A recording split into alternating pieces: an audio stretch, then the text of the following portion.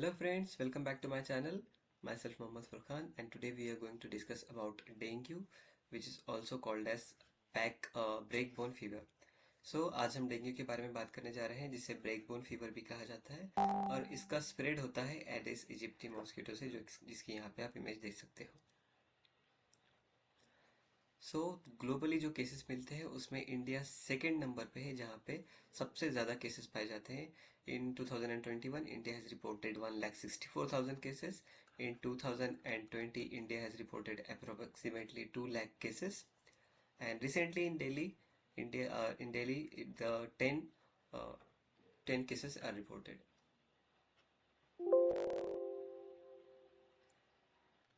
So as you see here, this is a municipal corporation worker who is spreading an anti-mosquito spray.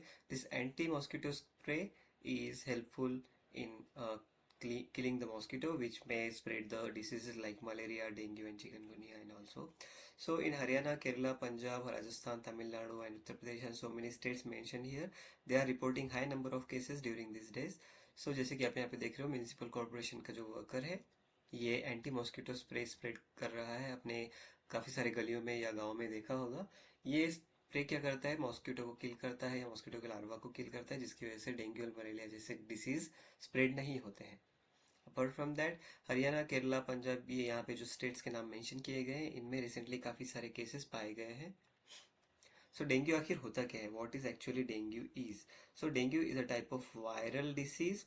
This disease is transmitted from person to person through aedes aegypti mosquito. अगर ये मच्छर आपको काटता है तो ये आपका खून पिएगा और थ्रू दिस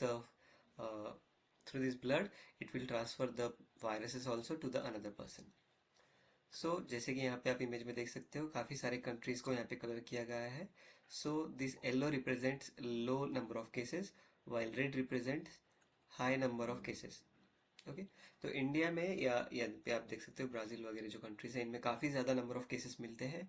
तो जैसे कि इस इमेज में आप देख सकते हो, पूरी दुनिया को इसने कवर कर रखा है। So there are approximately 4 billion people who are at major risk for getting dengue infection. तो 4 बिलियन पीपल है जिनको डेंगू होने के चांसेस बहुत ज़्यादा है।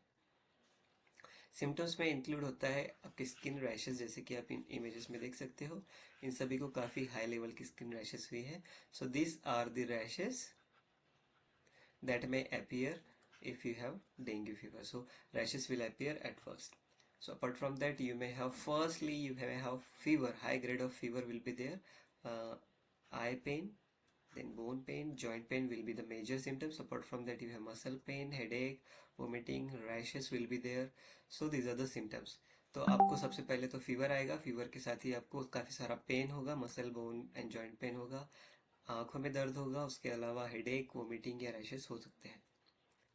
सो क्लिनिकल कोर्स कैसे होता है? क्लिनिकल कोर्स का पहले मतलब जानते हैं हम लोग। जब भी आपको कोई इन्फेक्शन होता है, वो आपका डे 0 होता है। तो डे 0 से लेके आपके सिम्टम आने का और सिम्टम पूरा निकल के आपकी रिकवरी होने तक का जो फेज है, उसको क्लिनिकल कोर्स कहा जाता है। So dengue fevers, dengue infection when happens at day 0, so from 3 to 5 days you will have first symptoms which are called as febrile.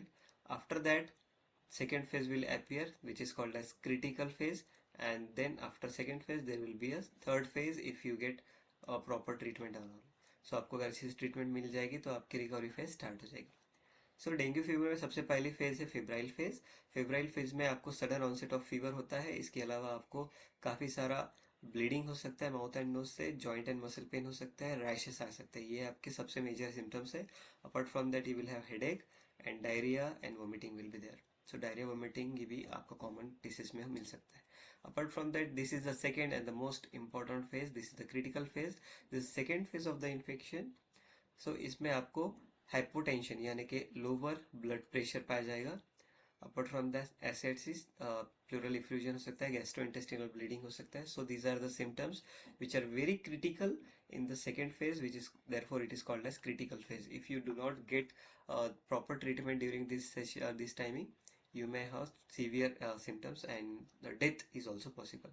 So critical phase में सीवियर सिम्टम्स आने के chances बहुत ज़्यादा है, जो आपकी डेथ तक आपको ले जा सकते हैं।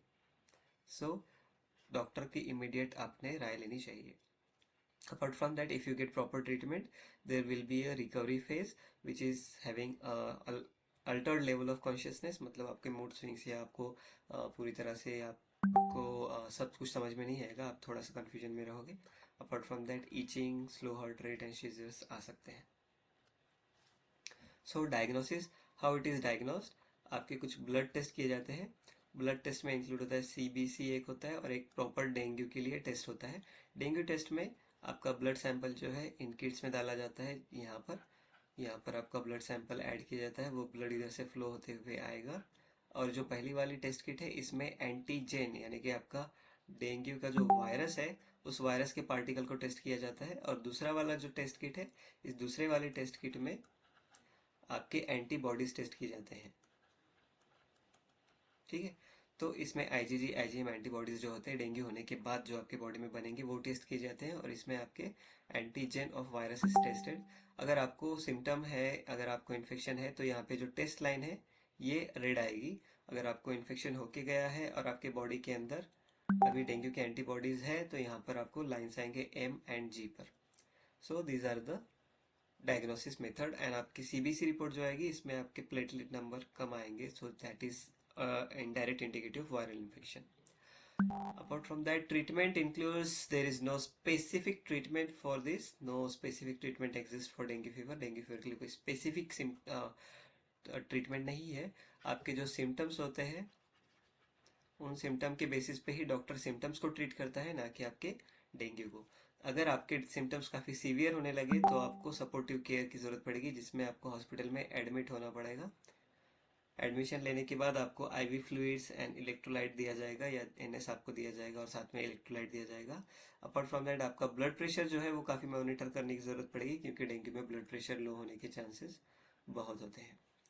उसके अलावा अगर आपके प्लेटलेट काउंट बहुत नीचे ड्रॉप होता है, तो आपको ब्लड ट्रांसफ्यूजन भी करवाना पड़ेगा या ब्लड के बैग लगाने पड़ेंगे. So if you have severe symptoms, you definitely need hospital admission. There you will get IV infusions. Apart from that, electrolyte replacement will be done. Continuous blood pressure monitoring will be done, because in critical condition the blood pressure will lowers down or hypotension will occur. Apart from that, if your report or blood report suggests that you have low blood counts or platelets, then it is required of blood transfusion also. If generally what we do is that if we have muscle pain and fever, we go to a medical and bring OTC or over the counter medicine, for example this aspirin, ibuprofen and all. But if you have dengue fever, it is advised that you should avoid aspirin, ibuprofen, naproxen, sodium or such pain relievers, because these pain relievers may lead to dengue related bleeding complications. So ये जो over the counter medicine हम लेते हैं जब भी हमको muscle pain या fever होता है, वो हमें डेंगू फीवर के केस में अवॉइड करना चाहिए. स्पेसिफिकली एस्पिरिन, इबुप्रोफेन, ये मेडिसिन हमको अवॉइड करनी चाहिए, क्योंकि इनकी वजह से ब्लीडिंग कॉम्प्लिकेशन भी हो सकते हैं. So the best part is there is natural remedies that are actually supporting our treatment. So natural treatment में हमको कीवी खाने चाहिए. Kiwi is immuno booster along with it is also increases the platelet count. Apart from that, vitamin C will be provided with this orange juices. Then coconut water will replenish all the required nutrients, and pomegranate also help in the recovery phases. So these are the required fruits that you can consume during your recovery phases or during your course of infection. So in short, what we have seen, we will just try to summarize. The dengue is a viral infection. It spreads through Aedes aegypti mosquito. It is having 4 types of dengue viruses. So in a lifetime of human, they can infected by dengue virus, and 4 times they will have dengue infection. So in severe dengue cases, it is required complete hospitalization and certain replacement therapies will be given. Apart from that, their death may occur in certain cases. So Asia and Latin America have reported maximum number of death due to serious illnesses and lack of treatment. Apart from that, there is no specific treatment is not available at all. तो कोई specific treatment नहीं है dengue fever के लिए, इसलिए आपको जो भी डॉक्टर की सजेशन है सिम्टम्स के अकॉर्डिंगली ट्रीटमेंट लेना पड़ेगा.